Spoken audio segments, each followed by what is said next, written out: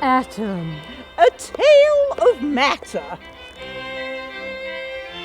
I went to the museum down in Manchester of sorts, looking at an equipment belonged to a chap who goes by the name of Mr. John Dalton. John Dalton. Settle down, everybody! Look! It's John Dalton. 1766 to 1844. Scientist. Faithful friend. Yes, and the man who brought atomic theory. We took some of the children to a field trip. And we had a look at all the activities. We went through and looked at several artefacts. As part of our process, we use drawings a lot to convey and develop ideas. He's thought of being the granddaddy of atomic theory, which has ultimately led to places like Sellafield being built. We got really interested in him, and so we've created a show about him and the birth of Sellafield. Very nice. Lovely. This picture is John Dalton. I drew this as just for a challenge. Doing art doesn't make you feel boring. It's just like reading a book that you never get bored. He looks like a very sensible man. Research. Sellafield story this way. Best have a look then. Come on, everyone.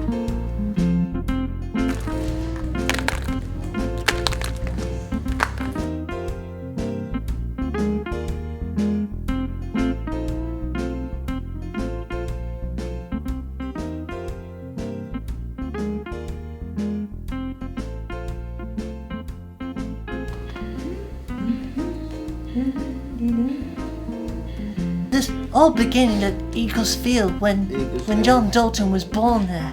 It looked like an ordinary medieval house. I think it was wonderful. Well, I had a picture on my phone. And then he moved to Kendal to help his brother at the school. This is John Dalton walking from his house, walking down the road to going for a little walk and walking near Kendal. This gave the group ideas to make stuff about John Dalton. Dear brother, I'm writing to you because I'd like you to come and teach at my school in Kendal.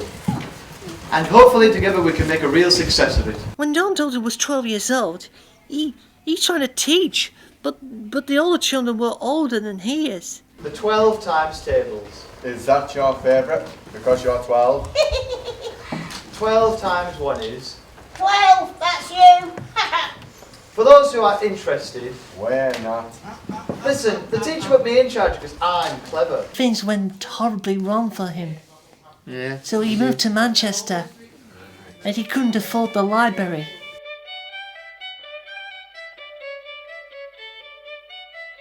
We looked at a book full of his old notes and of sorts. Hello, John Dalton. Are you busy? What are you reading there? About Democritus. He continued to teach natural philosophy and mathematics throughout his life. John Dalton was the grandfather of modern atomic theory. I know all this. Well, in a rainy day, when the rain comes down and John Dalton goes to the pond, he collects all the water from the pond and trying to study everything about atoms. I found it in a book and read all about it. He collected gases rising from the stagnant pond. He measured the weather every day until the day before he died. This looks interesting. The weather will do very nicely in the story. And I bet John Dalton will be pleased with that. He believed in equality for man and woman. He always loved walking in Cumbria. Chemist and scientist, and who, upon being presented to King George III, decided to refuse a knighthood. In the old times with John Dalton, ladies always wear those big long dresses. I can imagine looks like John Dalton's mother. He even discovered colour blindness. In France, they still refer to it as Daltonism. He found out he had colour blindness by giving his mum red stockings. He thought he was buying brown ones. Red stockings! What, mother? They're brown. No, they're not! They're bright red! Animation. Before we do the animation about John Dalton travelling from one place to another, because it'll be difficult for doing the real thing out in the real world. We did the drawing and we just drew the town and then the hills and the mountains. Yeah, it was just lots of drawing. We had to join in together. Okay, quiet everyone. I'm just going to start the first picture. Move the pictures, please. And it's hard slowly, to do please. because you've got to move it Just a little movement. little 0.1 seconds of it to make it look smooth. Yeah, the picture looks perfect. I helped out moving the background so it would look like it's moving. Friendship bird, would you mind get off the picture? You're creasing it. Atom bird, what are you doing? Get off the drawing. Oops. Sorry. Next one. Next one. Okay, that's the last one.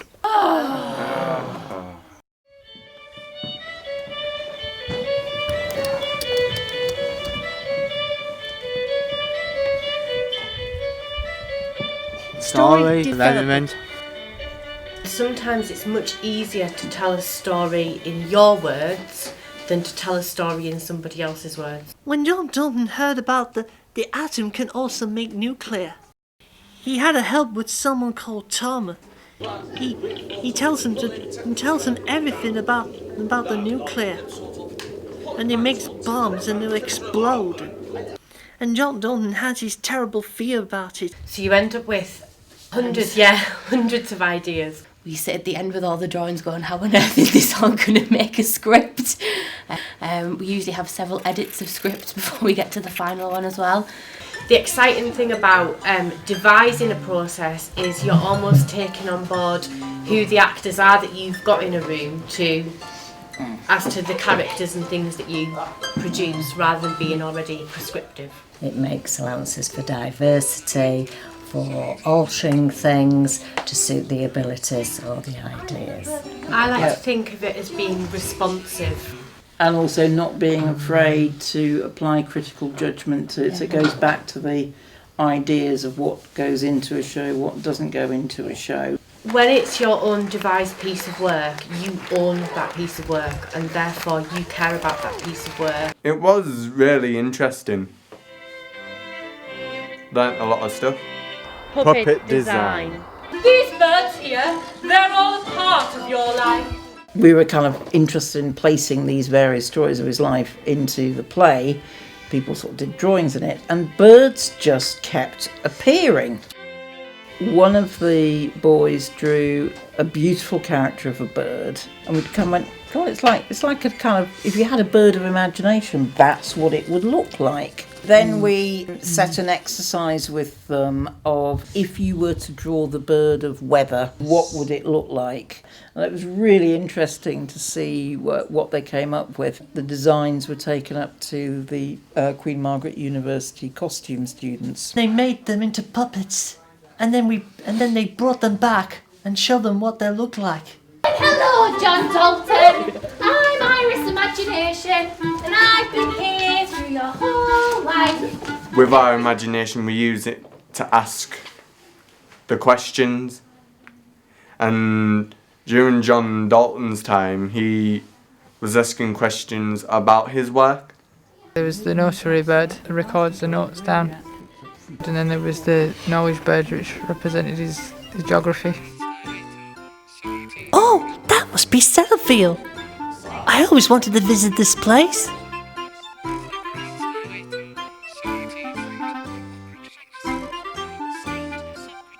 KNOWLEDGE. That's knowledge. That's me. Played Dorothea, the dodo, Dorothea Doubt. Well, I hope they didn't drop that on their Tootsie Pegs. Woo!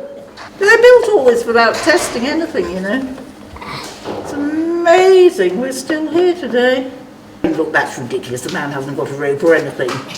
Originally, we thought the bird of fear wouldn't say anything, but we then thought, is wind scale a ticking time bomb? So, wind scale is a ticking time bomb. Because of all the nuclear energy. Lear operated the bird of good fortune. The good fortune he had of being in the right place at the right time, meeting the right people. The atom bird. Atom bird. He helped John Dalton to sort out the atoms. I've got one of those on my tail. Best bits were me growling and saying my one line. Yes, yes, yes, I'd like to learn more about your teaching, Mr. Dalton. I am the bird of fear. I represent John Dalton's fear from the wind scale fire.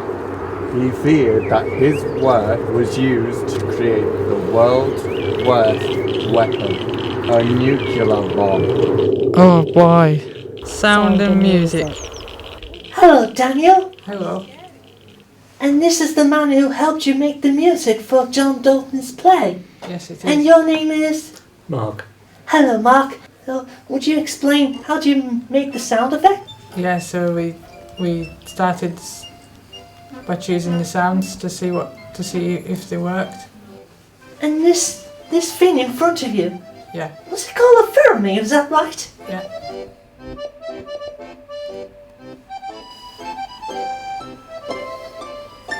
Have you got my theme too? Yeah. Oh, I like that one. Hello, Daniel. Hello. I'm the weather bird. The bird that noise says you had a theme tune about me. I do. Have yes. you do? Yeah. Let's hear it then.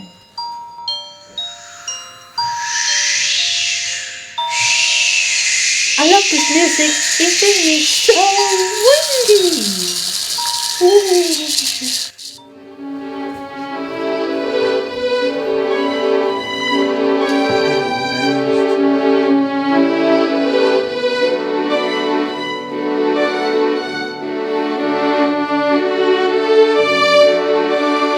Tour and venues. There was a lot of stuff to manoeuvre, such as all the puppets and the props. First venue was at Rosehill Theatre. It was exciting to be on tour, to see what it was like at Rosehill Theatre being on stage. Ah, there is just not enough room in here. Bird of fear, what do you think you're doing?